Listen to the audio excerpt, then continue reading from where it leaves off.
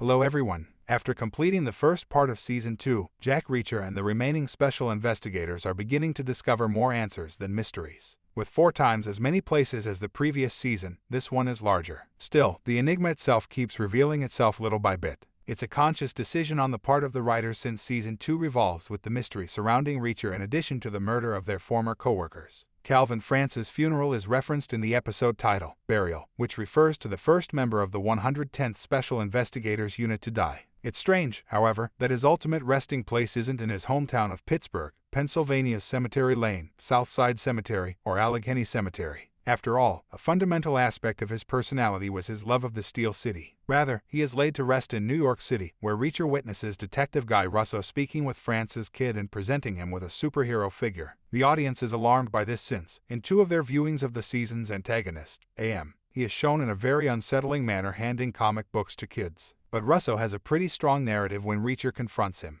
His father was a police officer as well, and since he remained pure, the filthy officers in his unit assassinated him. Reacher seems to hear this, and he almost extends an apology for the trouble he's caused the detective thus far. However, it isn't the reason he believes the detective. Russo positions himself between the gunfire and France's wife and son as bullets fired at the burial are directed against France's surviving co-workers. Russo is chewed out by his lieutenant in the last episode. He clearly has a severe grudge against Reacher based on that incident and their conversation. Even while he's not a filthy officer, he's not totally pure either. Russo turns the other way as the enraged Army veteran almost chokes the would-be murderer to death when he and Reacher apprehend the escaping hitman. When the hitman does speak, he claims that Swan, the 110th member who has gone missing, hired him. Reacher has been actively rejecting the possibility that one of his co-workers is dishonest ever since learning Tony Swan was employed by New Age. Why is made evident in Burial's flashback. In the course of a sting operation, in which he and Reacher pretend to be drug traffickers, Swan takes a gunshot intended for his superior. Because Reacher is used to having someone owe him his life, Swan's betrayal hurts much more. The incidents of this story, nevertheless, make it difficult to refute. Reacher and Neagley stand by helplessly as the hitman meets Swan at an abandoned structure that is promptly detonated in a huge explosion.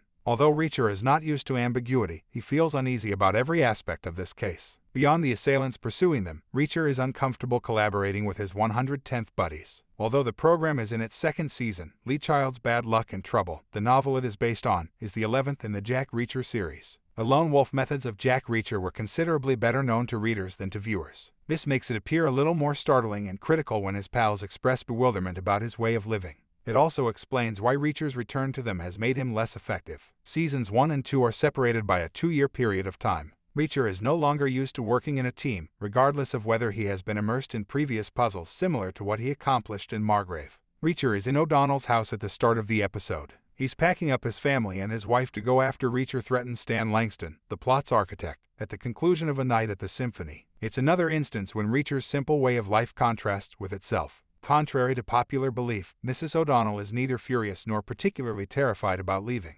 Reacher isn't either. The 2 children are playing and running about without him. Even O'Donnell is made fun of for this, with him asking her whether she married him because she lost a bet. This may be the first time Reacher is starting to regret his choice to lead a solitary wanderer's existence, even though the program has previously brought it up. He would be thinking about his family, particularly because he and O'Donnell discuss AM with colleagues of his late brother Joe at the Department of Homeland Security. Viewers may see the confident and determined Reacher they know and love in this scene. Reacher Season 2 will conclude with him traveling down the highway to his next adventure by himself, carrying just his toothbrush and ATM card, if the show keeps according to Childs' original idea for the character. He may not be as dedicated to that way of life as he was when he parted ways with Roscoe Conklin, the lady he fell in love with in Season 1. Speaking of the ladies in Reacher's life and Burial, Neagley and Dixon are teamed up once again for a different assignment.